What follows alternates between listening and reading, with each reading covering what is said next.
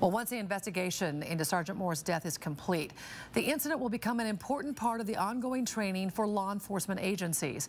And in a story you'll see only on KXLY4, Jeff Humphrey joins us now live at the Spokane Police Department Training Center, where instructors there are already using Moore's death to keep other officers safe. Jeff? Nadine, about the worst thing we could do to Sergeant Moore and his family right now is let his death pass without us figuring out what happened that night in Coeur d'Alene and trying to prevent it from ever happening again. Even the young police officers who are training here at the academy ready to make good on Sergeant Moore's sacrifice. Sergeant Greg Moore's death shocked our community and prompted spontaneous gestures of support from the public.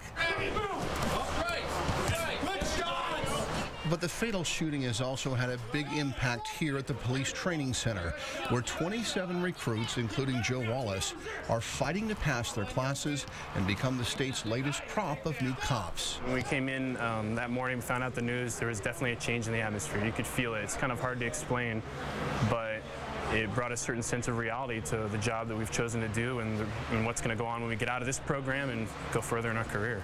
Come on, get him, get him, get him. Today, these recruits are being tested on their defensive tactics. Instructors have already briefed students on Sergeant Moore's shooting and even plan to incorporate Moore's body cam video in future in-service training and academy classes. It's an absolutely horrific event. How much more horrific would it be if we didn't learn from it, if we didn't grow from it and become better as a result of it? Some good has to come out of this tragedy. What we do know about Moore's death is that the sergeant didn't realize he was dealing with a desperate armed criminal until it was too late. Kinder, gentler policing is not without its risks. You know, the officers have to be safe, and we keep drilling that time and time again. But there has to be, like you said, that balance between what's reasonable and what's unreasonable. And so now this rookie Spokane Sheriff's deputy will have to find that balance, and he's betting his life on getting it right. And this was another one of those circumstances. It's a tough one, and it's hard to deal with, but you take training from it and you learn from it.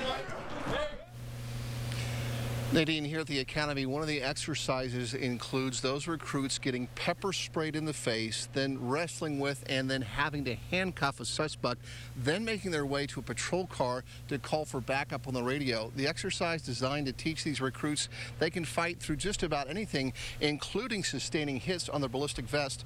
The one thing they cannot train for is getting shot in the head. Reporting live at the training center, Jeff Humphrey, KXLY4.